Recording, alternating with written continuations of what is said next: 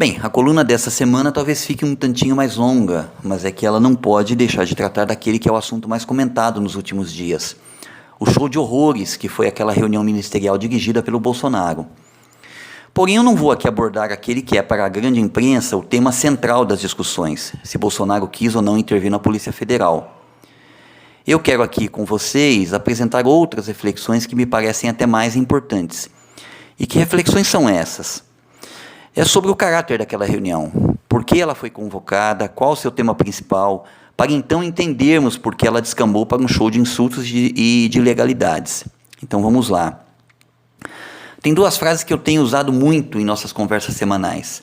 A primeira é a seguinte: em política, o real é aquilo que não se vê. Ou seja, a gente precisa analisar os fatos políticos para além dos fenômenos superficiais. Precisamos entender os interesses escondidos através dos acontecimentos políticos e dos gestos dos políticos, aquilo que não é revelado. Outra frase que tenho dito e que complementa a primeira é que a economia esclarece a política. Isso significa que todas as medidas de governo, as leis, os projetos, as decisões, os debates, tudo é feito e tomado para atender interesses de classes sociais, de categorias sociais ou de grupos econômicos. Portanto, se em política o real é aquilo que não se vê, o que está por trás daquilo que não se vê são interesses econômicos, que para se tornarem legítimos aos olhos da população, precisam ser apresentados pelos governos e pela grande imprensa como sendo de interesse do bem comum. Nenhum governo, por exemplo, vai dizer que precisa mexer na Previdência e fazer as pessoas trabalharem até morrer porque ele quer atender os interesses de grupos empresariais que vão ganhar dinheiro vendendo planos de previdência privada. Ele vai mexer na Previdência dizendo que isso é para o bem do Brasil. A mesma coisa foi com a reforma trabalhista. Ela não foi apresentada como necessária porque os grupos capitalistas, para elevarem seus lucros, precisam aumentar a exploração dos trabalhadores. Ela foi apresentada como necessária para modernizar, de acordo com eles, as relações de trabalho. Dito isso, vamos aqui tentar decifrar o enigma dessa reunião. Para isso, quero dizer que nós nos demos ao trabalho de ler toda a transcrição da reunião feita pelos peritos da Polícia Federal e que foi publicado pela grande imprensa. Primeiro que ela foi solicitada pelo ministro da Casa Civil, o general Braga Neto, para discutir o chamado Plano Pró-Brasil. Esse plano, para quem não sabe, é um plano elaborado pela chamada ala militar do governo e propõe uma série de medidas econômicas em que o governo faria grandes investimentos em áreas de infraestrutura, além de retomar obras paradas. A reunião é aberta pelo próprio Braga Neto, que apresenta de maneira bem genérica o conteúdo do projeto, e depois que ele termina de apresentar, o Jair Bolsonaro, de certo modo, assume o comando da reunião e passa a palavra para o ministro da Economia, Paulo Guedes, que, nas palavras do próprio presidente, ditas na reunião, abre aspas, o ministro mais importante nessa missão, fecha aspas. Em outra passagem, inclusive, Bolsonaro diz que nunca teve problemas com Paulo Guedes. E, ao ter a palavra, o ministro Paulo Guedes começa a fazer várias críticas ao projeto.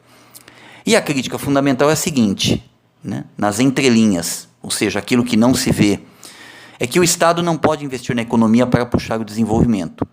Tudo tem que ser feito pelo capital privado. E por quê? Por que essa predileção do Guedes pelo capital privado? Porque ele é mais eficiente? Não. O objetivo é outro. O objetivo que está por trás dessa proposta do Guedes é o de que o Brasil não pode ter nenhum projeto nacional de desenvolvimento.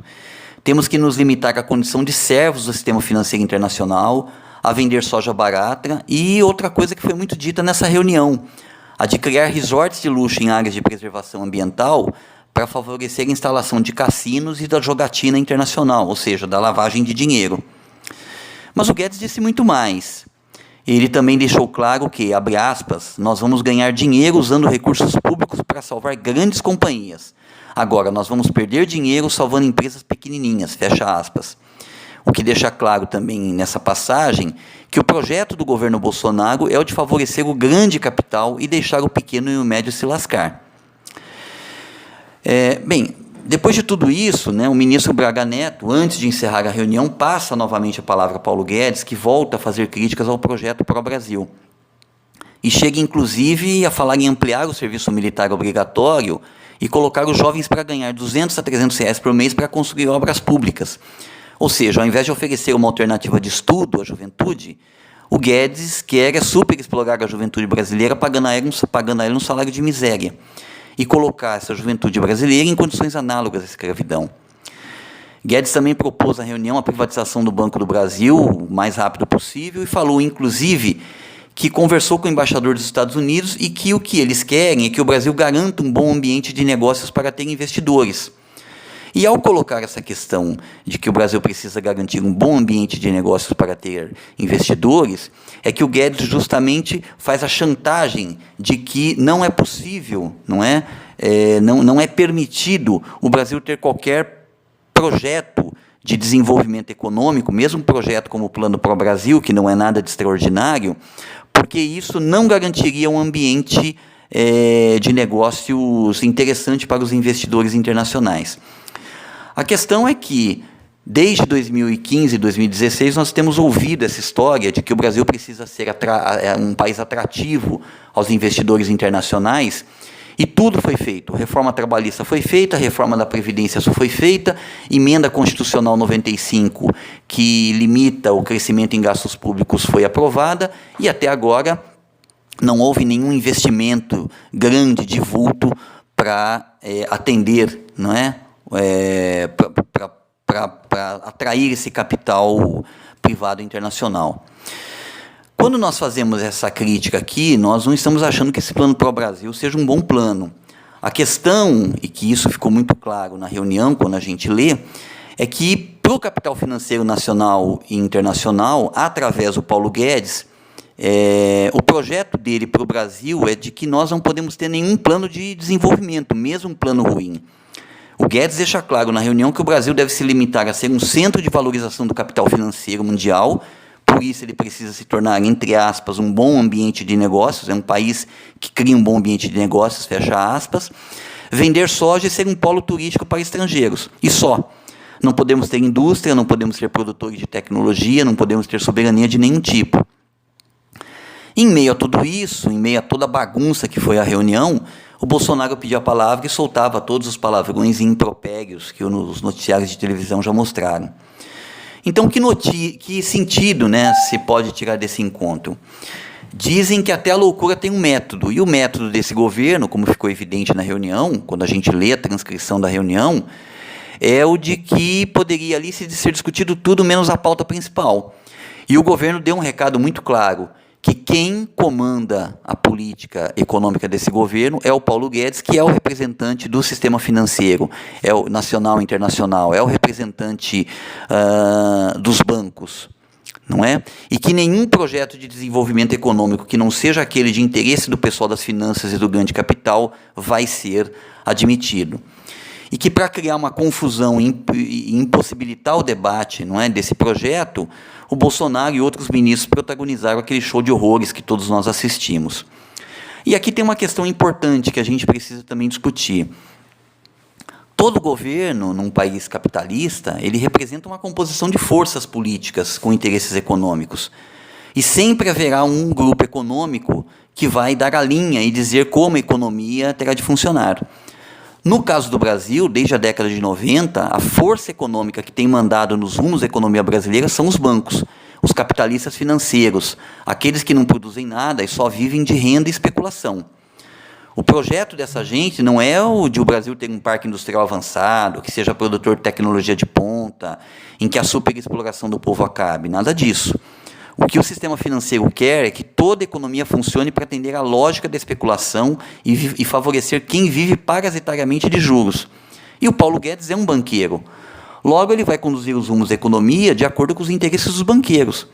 E precisamos aqui ter uma questão bem clara na nossa cabeça, né? Repetindo novamente, isso é importante a gente repetir, o projeto do sistema financeiro para o Brasil não é o de deixar o nosso país se desenvolver, mas é o de fazer com que o país se torne uma espécie de colônia das finanças nacionais e internacionais. O que as grandes potências estrangeiras querem do Brasil, né, o grande capital financeiro quer, é que a gente se resuma a ser fornecedor de matérias-primas baratas. Até porque matérias-primas como soja, milho, minério de ferro, entre outras, são negociadas por especuladores no mercado financeiro. E produzir matéria-prima barata exige ter um trabalhador que ganhe pouco. Por isso que a gente tem assistido nos últimos tempos um profundo ataque aos direitos dos trabalhadores no nosso país. Agora, por que a grande imprensa não abordou esses pontos da reunião? Ela não fez isso porque ela tem acordo com essa agenda do Paulo Guedes. A grande imprensa brasileira pode discordar do Bolsonaro em outros pontos, mas não, que é a cabeça do Bolsonaro por outros motivos, mas não discorda da política de favorecer o sistema financeiro, porque ela também ganha dinheiro com especulação. Por isso ela preferiu saber se teve ou não interferência do Bolsonaro na Polícia Federal. Isso tudo, resumindo, demonstra uma coisa. A crise brasileira exige, do ponto de vista de nós, o povo, as massas trabalhadoras, o campo e da cidade, a construção de um projeto de país que rompa com a nossa condição de servos do sistema financeiro nacional estrangeiro.